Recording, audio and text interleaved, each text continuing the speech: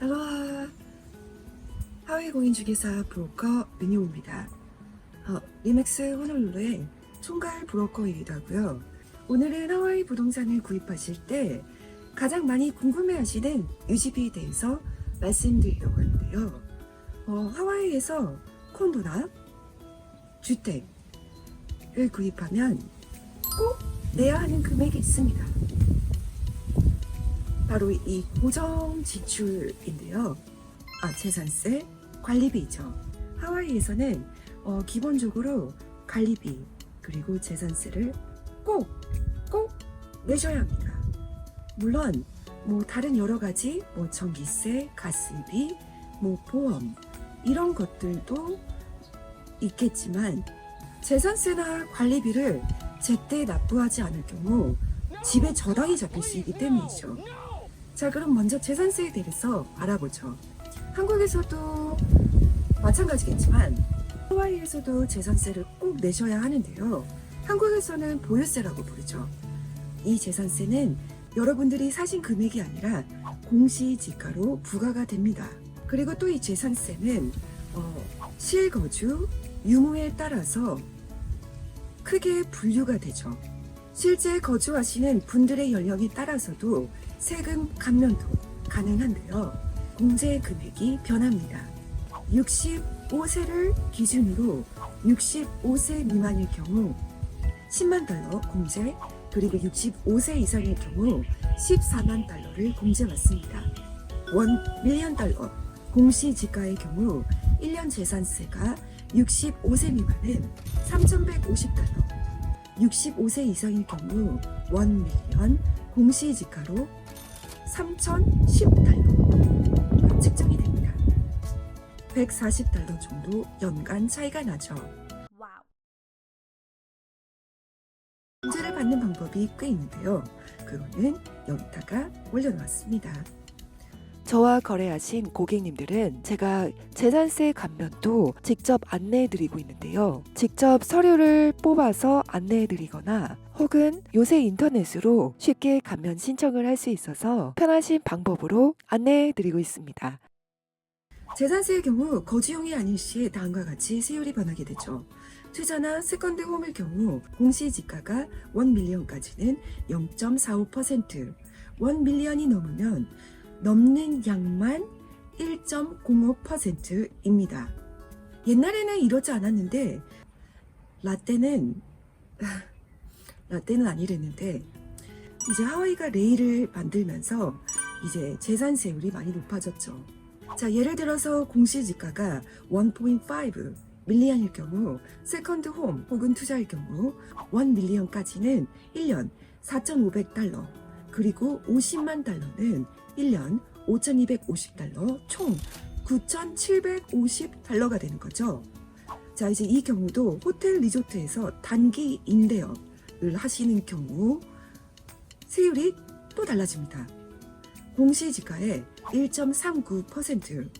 하지만 호텔에서 리츠칼튼이나 트럼프에서 실제 거주를 하신다면 다시 0.35% 세율로 돌아옵니다. 그리고 일반 주택에서 에어비앤비 누굴 받아서 퍼밋을 받아서 하는 경우는 0.65%죠. 자, 이제 65세 미만의 성인이 120만 불의 집을 소유했을 때 위의 세 가지 경우를 모두 대입해서 1년에 내야 하는 재산세를 계산해 보죠.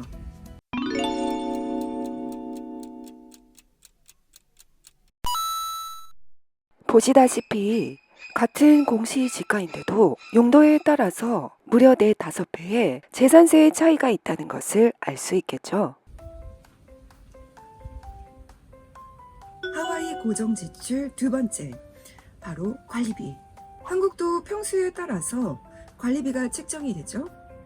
미국의 사이즈는 스퀘어피트, 평방피트 기준으로 책정이 됩니다. 면적이 넓으면 그만큼 관리비가 늘어나겠죠. 관리비는 콘도마다 다 다르고 관리비에 포함되는 것들도 다 다르기 때문에 한국도 분여회가 있듯이 이것도 분여회에서 변호사, 회계사와 함께 관리비를 책정하게 됩니다. 일반적으로 물, 하수 기본이죠. 하지만 최신 분양은 이제 물 하수가 관리비에 안 들어가는 경우가 대부분이고요. 공용시설 그리고 보안 비용 이런 것들만 커버된다는 점, 건물 밖의 보험, 외곽 보험 그 정도만 커버되는 추세입니다. 보통 MLS, 진로 그런 것에 나오는 정보들은 셀러가 기재를 하기 때문에 틀린 경우가 있습니다. 그렇기 때문에 에스코르를 열어서 $500 정도 하는 서류를 정식으로 발부받아서 그거를 확인 작업을 하게 되죠. 그리고 항목과 금액을 미리 확인하게 됩니다. 그때 정식 서류 내용과 셀러가 적은 내용이 틀릴 경우는 예약금을 돌려받고 취소를 할 수 있습니다. 취소라는 말은 계약을 취소한다는 소리고 계약금을 돌려받는다는 소리죠. 평균적으로 고층 타워, 투베드 콘도는 거의 $1,000 이상, 원 베드는 $700, 그 정도로 평균적이고요. 뭐 카플레이나 뭐 에바비치 그런 타운하우스 같은 곳은 $400, $500 그 정도 평균적으로 하고 있습니다.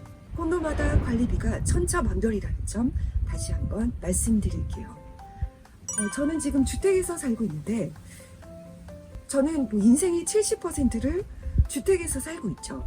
고정 지출은 콘도보다 적지만 갑자기 나가는 급 지출이 굉장히 큽니다. 이거에 대해서는 제가 주택 관련 영상을 한번 만들었는데 한번 참고하시면 좋을 것 같아요. 시간도 돈일 수 있어요. 그래서 주택 관리를 하실 때는 내가 안 하면 다 돈이라는 사실 꼭 알아두시고요. 자, 이렇게 꼭 내셔야 할 저당이 잡히지 않을 만큼 내셔야 하는 고정 지출에 대해서 알아보고요. 도움이 되셨으면 좋겠습니다. 이런 고정 지출을 생각하셔서 집을 구매하시기 바랍니다.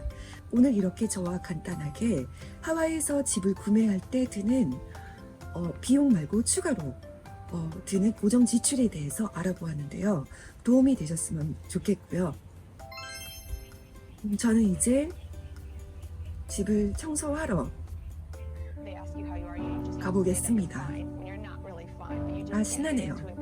하와이 부동산 구입에 대해서 좀 더 자세히 알고 싶으시다면 카카오톡 미녀 하와이로 연락 주시면 성심성의껏 하와이에서 상담을 도와드리겠습니다. 제가 이제 최연소 팀장 브로커인 차지이기 때문에 경험이 풍부합니다. 또 항상 정직하게 하고 있기 때문에 제가 10년 넘게 하고 있고 최연소 팀장 자리를 제 회사에서 달아준 거겠죠. 자, 믿고 여기까지 시청해주셔서 감사합니다. 좋은 하루 되세요. 마할로.